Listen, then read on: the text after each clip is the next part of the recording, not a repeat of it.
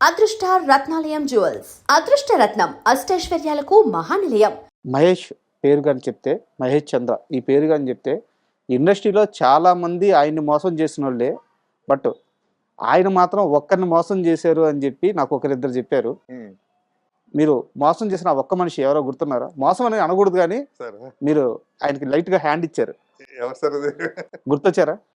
అంటే ఇస్తే కదా హ్యాండ్ ఇచ్చి తెలిసే దానికి. బ్రహ్మానందం గారు. నిజంగా ఆయన మహాన్ గొప్పడు సార్ ఆయన. చాలా ఒప్పుకుంటారా? గొప్పడు. నేను అన్నమాట ఒప్పుకుంటారా? హ్యాండ్ ఇవ్వడం కాదు సార్, హ్యాండ్ ఇవ్వడం కాదు. బ్రహ్మానందం గారు వాళ్ళ అబ్బాయితో సినిమా చేద్దాం అన్నారు నాతో అండి. ఉమ్, చేద్దాం అని చెప్పేసి ఆయన ఒక ప్రొడ్యూసర్ని కూడా నాకు అప్రోచ్ చేశారు. ఉమ్, చేసి మహేష్ మా అబ్బాయిని నువ్వు లాంచ్ చేయాలమ్మా, నేను కథ కానీ ఏది అడగను, ఉమ్, అంచేత నువ్వు గ్యారెంటీ హిట్ కొడతావు, నువ్వు అది అంటాను, నువ్వు ఆ ప్రొడ్యూసర్ నీకు ఇచ్చేస్తావు ఆ బడ్జెట్లో. అదే నువ్వు 2 కోట్లు ఒక బడ్జెట్ ఇస్తాడు, ఆ బడ్జెట్లో నువ్వు చేసుకోవచ్చు, దాంట్లో ఎంత మిగిలితే నువ్వు చేసుకో, ఆ సినిమా మీద ప్రాఫిట్ కూడా నువ్వే తీసుకో అని చెప్పి నాకు ఫుల్ ఆఫర్ ఇచ్చాడు సార్ ఆయన. ఇస్తే నేను అదే హనుమంతు అయిపోయిన తర్వాత మాట నేను అదే కథ మీద కూర్చున్నాను మాట. దాని కథ దానికి మన అశోక్ కుమార్ ఉండే టీవీ అశోక్ కుమార్, అవును. యాక్టర్ అశోక్ కుమార్ గారు, రైటర్. ఆయన ఆయన ఒక కథ చెప్పాడు నాకు. ఇది బాగుంటుందండి, సరదాగా ఉంది, ఆ, బ్రహ్మాండం గారి అబ్బాయి మీద కూర్చొని వర్క్ చేద్దామని చెప్పి అది వర్క్ చేస్తున్నాం సార్. వర్క్ చేస్తున్న టైంలో ఏమైందంటే భాగ్యరాజు గారు సడన్గా ఒకరోజు ఫోన్ చేశారు సార్ నాకు. ఉమ్, ఫోన్ చేస్తే నాకు ల్యాండ్ నెంబర్ అండి, ల్యాండ్ నెంబర్ రింగ్ అయితే భాగ్యరాజు అని మాట్లాడుతుంటే ఎవరో ఫేక్ కాల్.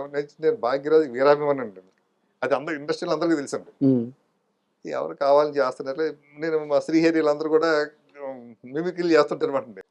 అలా ఎవరు చేస్తే నేను చెప్ప భాగ్యరాజు గారు ఏంటండి అన్న, మీ సినిమా చాలా బాగుందండి, హనుమంత్ సినిమా చూశాను, తర్వాత ఎవరు ఈ డైరెక్టర్ని చూస్తే మీ వికీపీడియాలో మీ సినిమాలు చూశాను, మీ ప్రేయస్ రవి కానీ మీ అయోధ్య రవి కానీ చాలా వండర్ఫుల్ ఫిల్మ్స్ అని చెప్తుంటే, ఓ థ్యాంక్ యూ సార్, నేను క్యాజువల్గా మాట్లాడుతాను.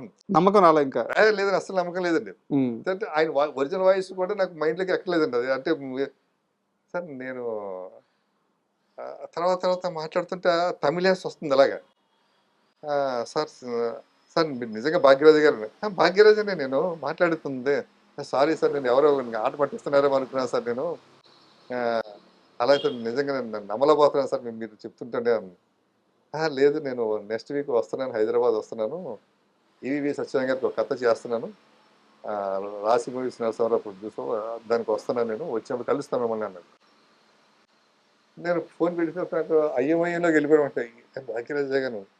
కరెక్ట్గా 1 వీక్ తర్వాత అంటే ఆయన రాసిమూరి నరసింహారావు గారు మా ఆఫీస్కి వచ్చారు సడన్గా. ఉమ్, వస్తే షాక్ అండి. ఆయన కూర్చోబెట్టి ఇంకా నేను సురేష్ ప్రొడక్షన్స్లో అసిస్టెంట్గా చేస్తున్న టైంలో బిగినింగ్ డేస్లో మా పోస్ట్ ప్రొడక్షన్స్ వర్క్ చెన్నైలో జరుగుతుండేది.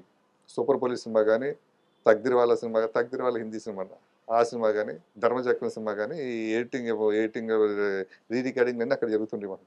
ఆ టైంలో అక్కడికి వెళ్ళినప్పుడు భాగ్యరాజు ఫోటోలు, వాల్ పోస్టులు అవి చూసి నాకు భాగ్యరాజు అంటే బాగా ఇష్టం. ఆయన స్క్రీన్ ప్లే లెజెండ్ కదా. స్క్రీన్ ప్లే అంటే ఆయన యాక్టింగ్, ఆయన అవును. మొత్తం అంతానే ఆయన ఒక్కసారి చూడాలి, ఆయన చూడాలి. అలా ఇంటి ముందుకి రామారెడ్డి గారు ఆఫీస్కి భాగ్యరాజు గారి ఇంటికి 1 కిలోమీటర్ 2 కిలోమీటర్లు ఉంటుందండి. మార్నింగ్ వాకింగ్ కింద వెళ్ళివ్వండి, జనం అంతా ఉండేవారండి. చాలాసేపు నుంచి ఇవ్వండి కనబడుతుంటే మళ్ళీ 9 గంటలు మళ్ళీ ఇక్కడ ఉండాలి, ఆఫీస్లో ఉండాలి, వచ్చేసివ్వండి.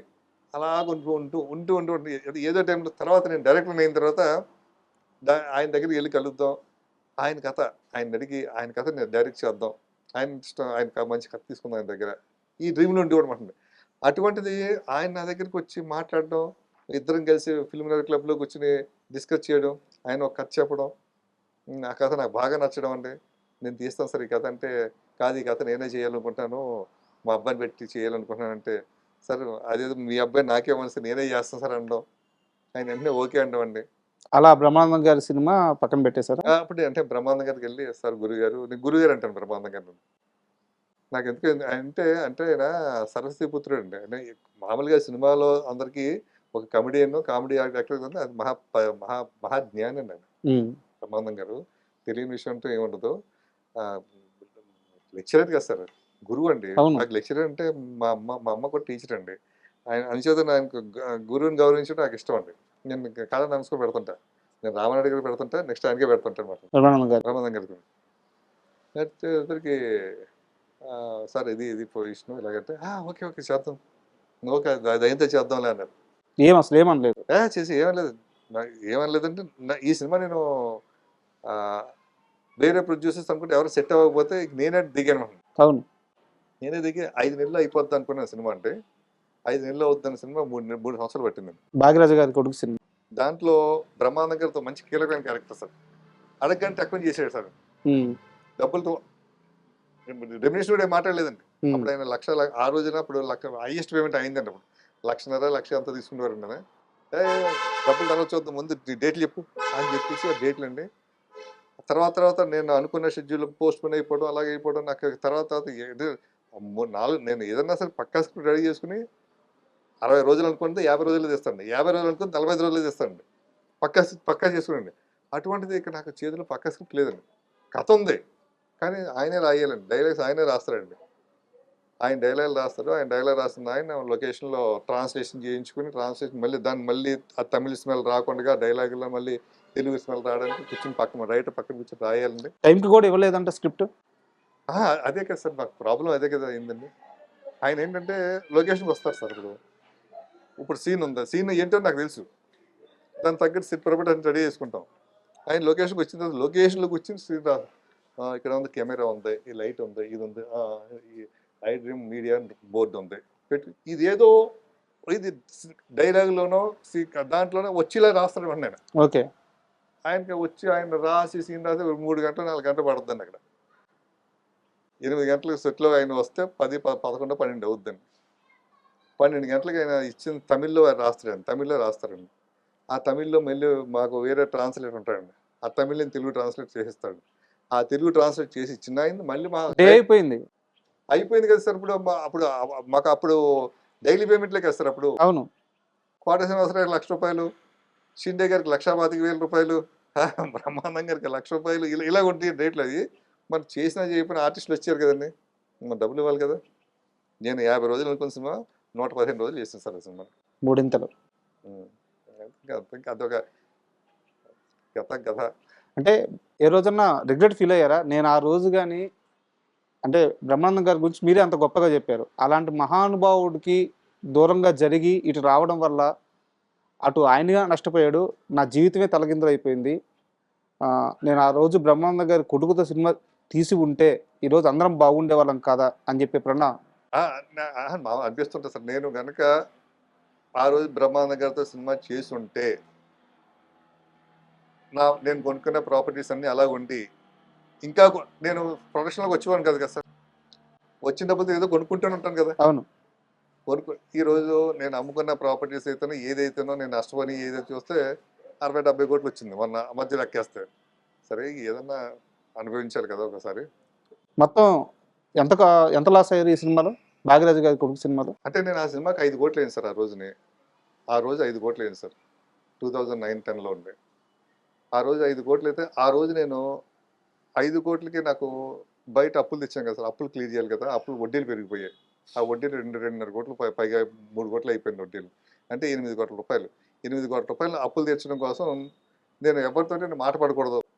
మనం వెళ్తే ఉండాలి, ఎప్పుడు సెల్ ఆన్లో ఉండాలి, మనం ఎదుగు ఉండాలి, స్ట్రాంగ్గా మాట్లాడాలి తప్పితే ఒకరి కింద ఉండి మాట్లాడకూడదు అన్న మెంటాలిటీ సార్ అది. దాంతో వద్దు, మనం ఏమంతా హ్యాపీగా అలా వచ్చాం పోనీ, ఏమంతా తీసంటే మళ్ళీ ఒక హిట్ పడదు, మళ్ళీ మనకు వస్తాయి కదా అన్న ఉద్దేశంతో ఉండిపోవడం. కొన్ని మొత్తం క్లియర్ చేసి తీసుకున్నాను. ఈ రోజు లెక్కేస్తే 10 times పెరిగాయి. 8 కోట్ల అప్పు తీర్చారా? మొత్తం ఎవరికేం బాకీ లేదు. ఎలా తీర్చారు? ఆస్తులు అమ్మారా? అమ్మే కదా సార్. శుభ్రంగా ఫిల్మ్ నగర్ ఇల్లు ఉండేది, డ్రీమ్ వ్యాలీలో ఒక ఇల్లు ఉండేది, ఇంకోటి అక్కడక్కడ సైట్లు ఉండి అన్ని అమ్మేసి బాడిగింట్లోకి వచ్చేసారు. మొత్తం అన్ని అందరికీ ఆయన ఇచ్చేసామంటే హ్యాపీగా ఉన్నాం. ఏ టెన్షన్ లేదు. అంటే ఎప్పుడన్నా వెనక్కి తిరిగి చూసుకుంటే బాధ అనిపిదా? ఇంత ఆస్తి పోయింది, ఇంచుమించు 100 కోట్ల రూపాయల ఆస్తి. కెరీర్లో చాలా ఇబ్బందులు పడ్డారు ఇదే సినిమా వల్ల. ఆ సినిమా పేరు కూడా లవ్ ఇన్ హైదరాబాద్ అనుకుంటారు. ఇప్పటికీ రిలీజ్ కాలేదు కదా. లేదు. ఆ సినిమా వల్ల మీరు అరెస్ట్ కూడా అయ్యారు అనుకుంటాను. అరెస్ట్ అయ్యారా? అరెస్ట్ వారెంట్ వచ్చింది? అరెస్ట్ వారెంట్ వచ్చిందండి. అరెస్ట్ వారెంట్ కూడా వచ్చింది. సో బౌన్స్ కేసు అంటే మా పార్ట్నరే చెక్ తీసుకుని నాకు తెలియకుండా దాన్ని బౌన్ చేసి సంతకాలు పెట్టి ఐఏసీస్ మొత్తం చేసి ఉంటుంది. అదొక కర్మ అనుకున్నది. సో ఎప్పుడైనా బాధపడ్డారా? అనవసరంగా పట్టుకున్నాను. అంటే నేను చిన్నప్పటి నుంచి మాది మిడిల్ క్లాస్ ఫ్యామిలీ కదా సార్. మా అమ్మ టీచర్ అండి. మా అమ్మ మాకు కథలు చెప్తుంటుంది. నాకు ఆ సత్యచంద్రుడి కథ గుర్తుకొస్తుంటుంది మనకు. ఒక రాముడి కథ ఎవరు వాళ్ళే భయంకర కష్టం మనంతా బొంగులది అన్న ఫీలింగ్లో ఉంటారు. నా పెద్ద ఫీల్ అవును సార్ దీని గురించి.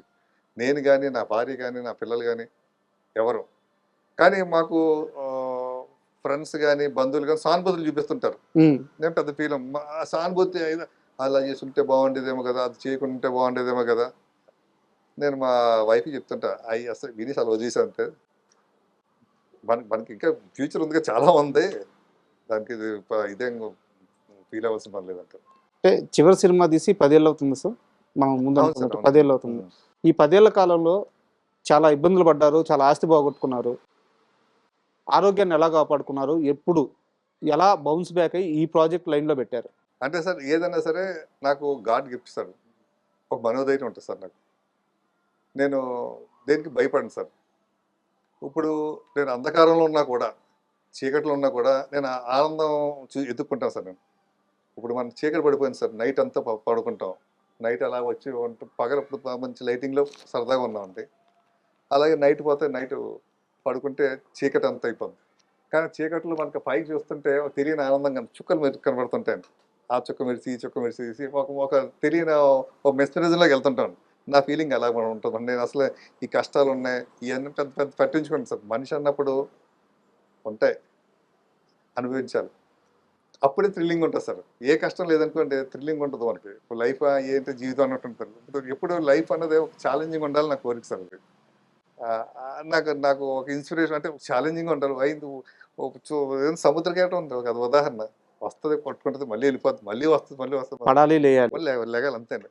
ఇప్పుడు సముద్ర కెరటం లేదనుకోండి, సముద్రం మనం చూడం కదా సార్, అసలు దాని అందం లేదు కదా సార్. అది లేచి కొట్టుకుంటే దాని అందం అండి.